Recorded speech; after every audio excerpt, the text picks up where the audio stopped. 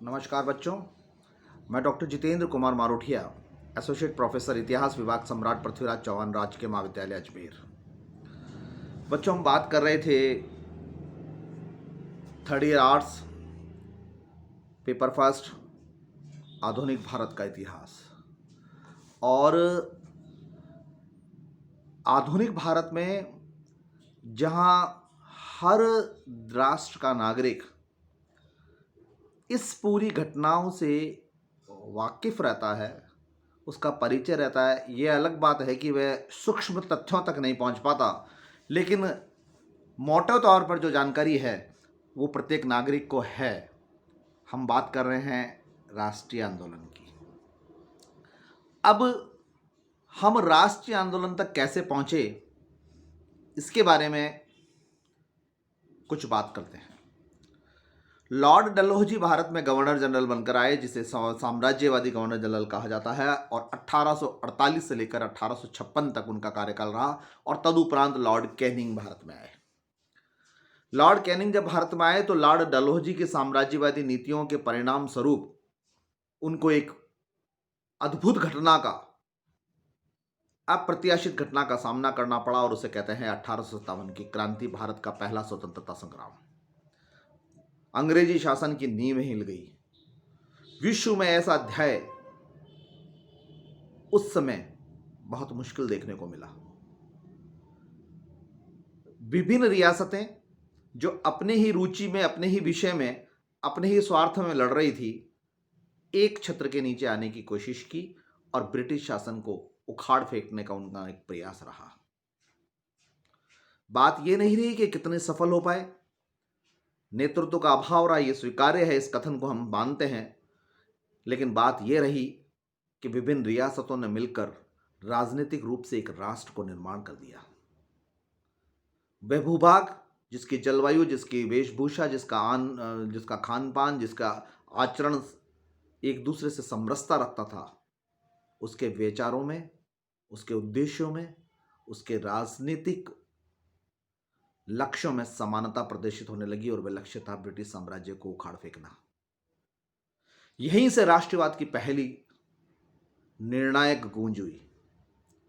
और उसके बाद 1857 से लेकर 1885 तक कई क्षेत्रीय एसोसिएशन बनी। बम्बई एसोसिएशन बनी, मद्रास एसोसिएशन बनी। 1885 तक भारत में बुद्धिजीवी वर्गों ने, नव चेतना के युग ने, चाहे वो ब्रह्म समाज का ले लीजिए, चाहे आर्य समाज के लिए, इनके परिणामों ने भारत में सामाजिक और आर्थिक जागृति भी पैदा की। परिणाम स्वरूप राजनीतिक जागृति हुई। एक श्रेष्ठ वर्ग स्वतंत्रता के लिए आगे आने लगा। ब्रिटिश शासन को भी यह लगा कि अब संवैधानिक सुधार करना चाहिए, इसलिए 1858 का एक्ट, 1861 का एक्ट पारित किया गया।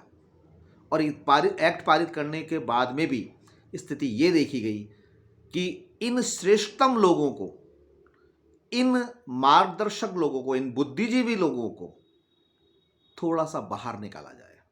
जहां उन्होंने हिंदू मुस्लिम के बीच खाई पैदा कर फूट डालो राजकरणों की नीति अपनानी शुरू की, वहीं दूसरी ओर अब भारत में मुस्लिम में भी बुद्धिजीवी वर्ग और सामान्य वर्ग, हिंदू में भी बुद्धिजीवी वर्ग और सामान्य वर्ग, यानी एक संप्रदाय के भीतर मानसिक परिपक्वता के आधार पर भी फूट डालो राजकरणों की नीति उन्होंने पैदा की। और इसका परिणाम क्या होता है कि समाज का भी वर्गीकरण हुआ। राष्ट्र का वर्गीकरण तो वो कर रही हैं, समाज का भी वर्गीकरण होना शुरू हुआ। इसी उद्देश्य को आगे चलकर उन्होंने एक कार्य करने का पूरा प्रयास किया।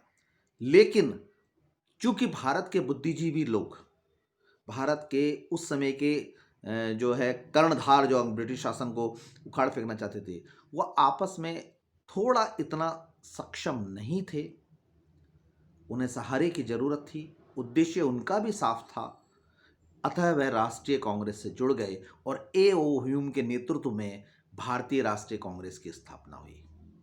भले ही हम कहते हैं कि ब्रिटिश अधिकारी ने इसकी स्थापना की है, लेकिन यह निश्चित है कि भारत के स्वतंत्रता सेनानियों ने तत्कालीन सामाजिक और राजनीतिक नेताओं ने इस बैनर को अपने हाथ में ले लिया, इस मंच को अपने अधीन कर लिया और राष्ट्रीय आंदोलन भारतीय राष्ट्रीय कांग्रेस के अधीन चलने लगा। 1885 में बंबई के गोकुलदास तेजपाल संस्कृत भवन 28 दिसंबर 1885 को पहला हुआ और रमेश चंद्र बनर्जी उसके अध्यक्ष चुने गए। बाद में बदरुद्दीन तैयब, फिरोज शाह मेहता और फिर तिलक और कई निकलते गए। लेकिन ये बात सामने आने लगी कि स्थापना किसी ने भी की हो, लेकिन भारतीय स्वतंत्रता सेनानियों ने, तत्कालीन राजनेताओं ने, सामाजिक नेताओं ने स्वतंत्रता की प्राप्ति के लिए देश के वफादार और श्रेष्ठतम लोगों ने आम लोगों के बीच इस संगठन को पहुंचाने का प्रयास किया। चूंकि प्रारंभ का था और हम जानते हैं कि कोई भी संगठन जब शुरू होता है और अपनी शिशु अवस्था में रहता है तो एक सामान्य जागरूक प्राणियों को उसमें स्थान मिल जाता है। उसकी कार्य पद्धति, उसकी कार्य प्रणाली, उसकी सक्रियता, उसकी तीव्रता का अनुमान बाद में लगाया जाता है, लेकिन पूर्व में प्राप्त ख्याति के आधार पर उसको स्थान मिल जाता है। यही हुआ भारतीय राष्ट्रीय कांग्रेस बुद्धिजीवी वर्गों के,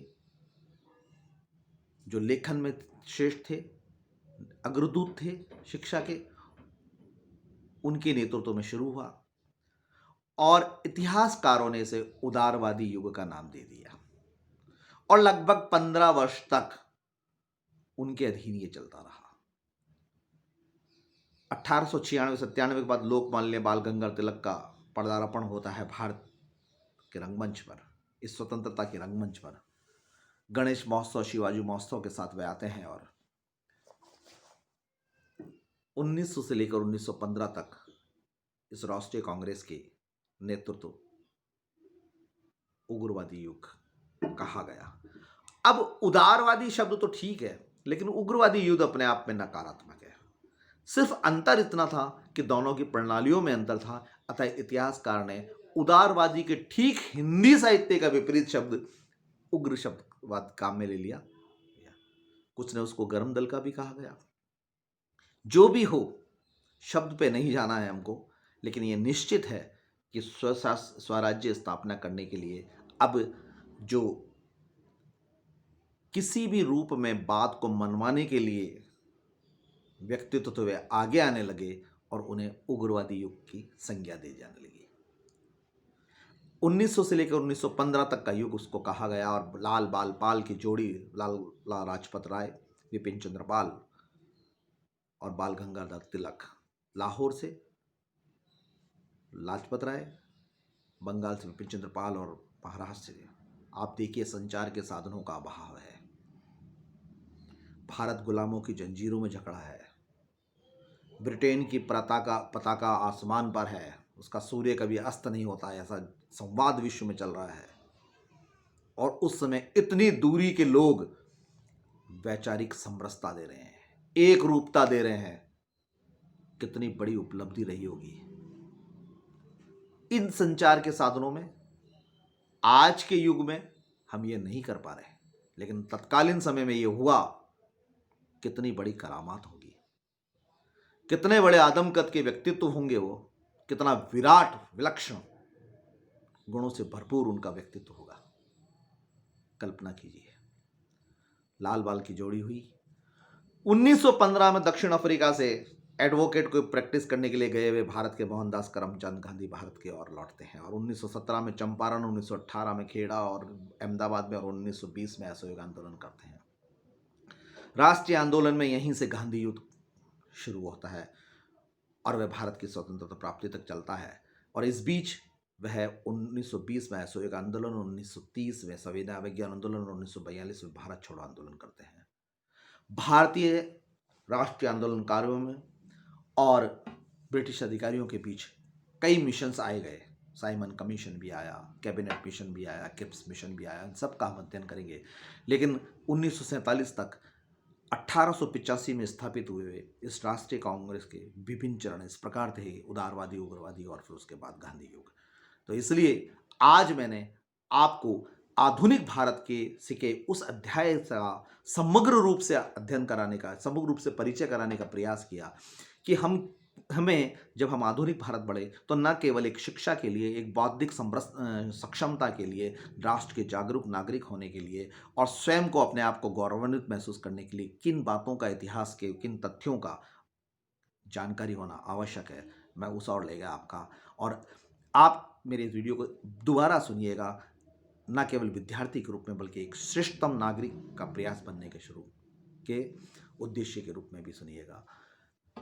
मैं कल आपको 1857 की क्रांति और उसके बाद के अध्याय के बारे में बात बताऊंगा। समानांतर में अधिनियम भी पारित हो रहे हैं और विकास भी हो रहा है। 1861 का एक्ट हुआ, 1892 हुआ, 1909 हुआ, 1919 हुआ, 1935 हुआ और अंततः भारतीय स्वतंत्रता अधिनियम पारित हुआ। उन सब संवैधानिक विकास का एक अलग से अध्ययन करेंगे, लेकिन जो राजनीतिक घटनाक्रम हुए, जो इतिहास की विभिन्न घटनाएं हुई, जिससे राष्ट्रीय आंदोलन अपने आप में एक बहुत रोचकता लिया हुआ है हमारे पाठ्यक्रम में, उस बारे में मैंने आज आपको प्रकाश डालने का प्रयास किया।